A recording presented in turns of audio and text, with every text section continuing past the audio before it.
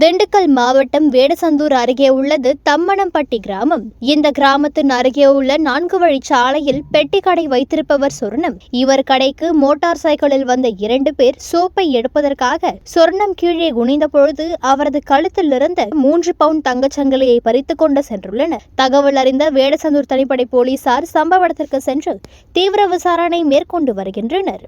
இவங்க நான் வெளியில் இப்படி காலை தொங்க போட்டு உட்காந்துருந்தேன். ஒருத்தர் இல்லை, அப்போ ஒருத்தருமே வரல அப்படின்னு உட்காந்துருந்தேன். வெளியில தான் உட்காந்துருந்தேன். வரமிச்சு ஆளுங்க கடைக்கு வர்றாங்கன்னு நான் எழுந்திரிச்சு கடைக்குள்ளே வந்தேன்.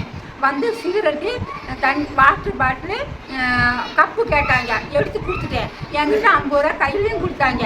வாங்கிட்டு வந்து போட்டு சில்லறை எடுத்து கொடுக்கலான்னு வர்றப்ப இந்த ஹமாம் சோப்பு எவ்வளோ பாட்டின்னு சொன்னாங்க. இப்படி கடியில் இருந்துச்சு.